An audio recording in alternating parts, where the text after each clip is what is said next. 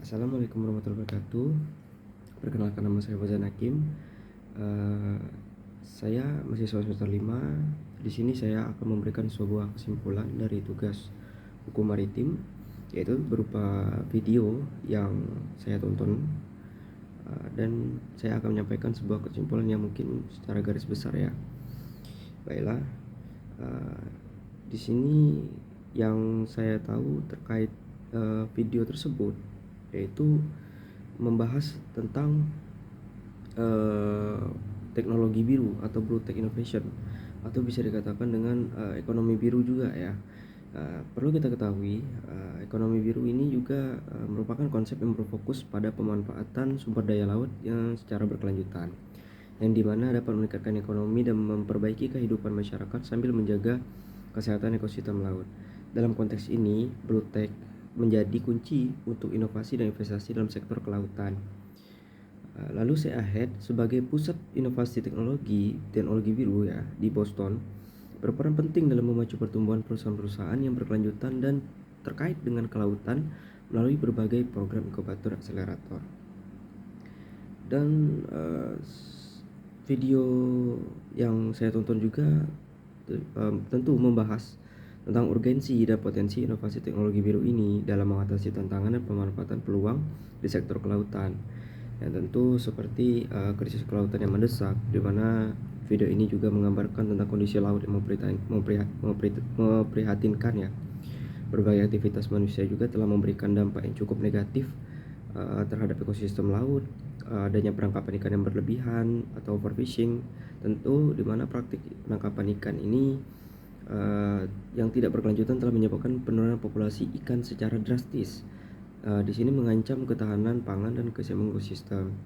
Lalu adanya polusi dari budidaya, di mana limbah dan bahan kimia dari kegiatan budidaya perikanan dapat mencemari air laut, merusak habitat dan membahayakan kesehatan manusia. Lalu emisi karbon dari pengiriman. Di sektor transportasi laut juga merupakan penyumbang emisi karbon yang cukup signifikan ya, berkontribusi terhadap pemanasan global dan perubahan iklim. Lalu adanya sampah plastik, yang saya lihat di video tersebut juga menyampaikan bahwa setiap tahun itu sampah plastik selalu penuh, banyak miliaran ton lah mungkin ya, untuk mencemari perairan, merusak habitat, dan membunuh kehidupan laut. Itu tentu cukup krusial juga ya. Lalu membahas tentang inovasi teknologi sebagai solusi ya, di mana Donna Hazard menekankan bahwa inovasi teknologi merupakan kunci untuk mengatasi tantangan tersebut. Ia juga mencontohkan bagaimana inovasi ini telah berhasil mengatasi masalah besar di masa lalu seperti pemberantasan polio dan revolusi hijau dalam pertanian. Hazard atau Donna berpendapat bahwa kita perlu menerapkan pendekatan yang sama untuk menyelamatkan lautan ini, di mana inovasi teknologi biru tentu dapat menghasilkan solusi yang lebih efisien, berkelanjutan, dan ramah lingkungan di berbagai bidang. Lalu peluang ekonomi biru yang luas. Mungkin video ini juga cukup menyoroti potensi ekonomi yang sangat besar di sektor kelautan. Dengan memanfaatkan inovasi teknologi, tentu kita dapat mengembangkan berbagai industri berbagai laut yang berkelanjutan seperti pengiriman ramah lingkungan, budidaya perikanan yang berkelanjutan, energi terbarukan lepas pantai, ketahanan pesisir, dan penyerapan karbon. Lalu untuk kendala dan solusi dalam mengembangkan inovasi teknologi biru, di video tersebut menyoroti beberapa kendala mungkin yang dihadapi dalam pengembangan inovasi teknologi biru, yang mungkin ada diantaranya terdapat kurangnya dukungan bagi startup, di mana di bidang teknologi biru seringkali kesulitan mendapatkan akses pendanaan, mentorship, dan akses ke pasar. Lalu ekosistem inovasi yang belum matang. Ekosistem inovasi di sektor kelautan tentu masih belum cukup ya, belum kuat seperti sektor-sektor yang lain, sehingga menyulitkan kolaborasi dan pertukaran pengetahuan.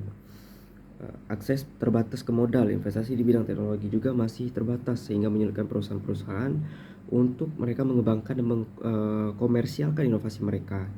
Di mana mengatasi kendala ini, Donna juga mengusulkan 3 langkah seperti katalis, membangun ekosistem regional yang kuat, di mana menghubungkan para ilmuwan, pengusaha, dan investor. Ini dapat dilakukan melalui pembentukan klaster inovasi, penyelenggaraan acara networking, dan program mentorship.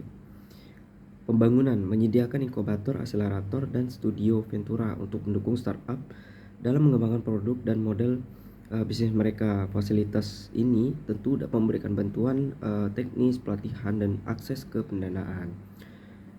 Investasi mendorong individu, perusahaan, dan lembaga keuangan untuk berinvestasi di perusahaan teknologi biru. Ini tentu dapat dilakukan melalui insentif pajak, dana investasi khusus, dan kampanye kesadaran publik. Lalu yang saya lihat di video itu juga memberikan contoh ya di mana perusahaan-perusahaan yang telah bergerak di bidang teknologi biru seperti Boyfriend mengembangkan teknologi nano untuk pakan ikan yang lebih efisien dan berkelanjutan. Oceanium membangun biorefinery rumput laut untuk menghasilkan berbagai produk bernilai tambah seperti bahan bakar nabati, plastik biodegradable, dan pupuk organik. Lalu Vinci menyediakan pelatihan virtual reality untuk pekerjaan di sektor kelautan. Ya, hal ini tentu meningkatkan keselamatan dan efisiensi kerja ya. Lalu untuk kesimpulan lainnya, di video tersebut Donna mengajak semua pihak untuk berperan aktif dalam mendukung dan mengembangkan inovasi teknologi biru, baik startup investor, pemerintahan, maupun individu. Semua memiliki peran penting dalam mewujudkan masa depan lautan yang tentu harus bersifat berkelanjutan.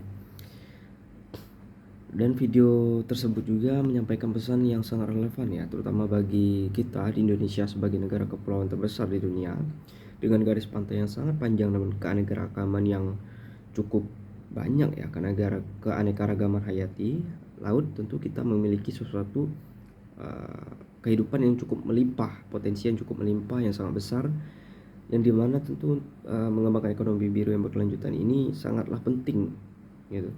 Namun juga Indonesia tentu mengalami tantangan yang besar dalam menjaga kesehatan laut dan mengelola sumber daya kelautan secara bijaksana.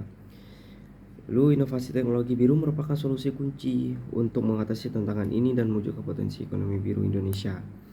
Tentu dengan mendukung pengembangan startup, mendorong investasi, dan membangun ekosistem inovasi yang kuat, Indonesia dapat menjadi pemimpin dalam inovasi teknologi biru dan menciptakan masa depan yang lebih baik bagi lautan dan generasi yang akan datang. Kita juga perlu ketahui bahwa kita untuk memiliki suatu dukungan terhadap inovasi di sektor blue tech ini tentu menjadi langkah yang krusial. Melalui kolaborasi antara pemerintah, sektor swasta, dan masyarakat sipil, tentu kita dapat memastikan bahwa laut tetap menjadi sumber kehidupan yang layak, yang dapat berkembang bagi masyarakat sekitar dan berpeluang bagi seperti yang saya bilang tadi, generasi yang akan datang, di mana mereka jangan sampai tidak dapat merasakan dan tidak dapat melihat bagaimana potensi yang seharusnya bisa dipertahankan, bisa dikembangkan.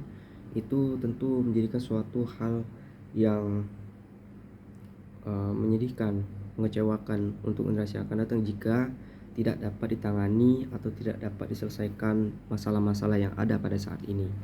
Baiklah, sekian saya rasa cukup ya untuk penyampaian kesimpulannya. Mungkin itu secara garis besar. Mohon maaf bila ada kesalahan kata maupun adanya kekurangan dalam penyampaian yang saya sampaikan dalam video ini. Saya akhiri. Wassalamualaikum warahmatullahi wabarakatuh.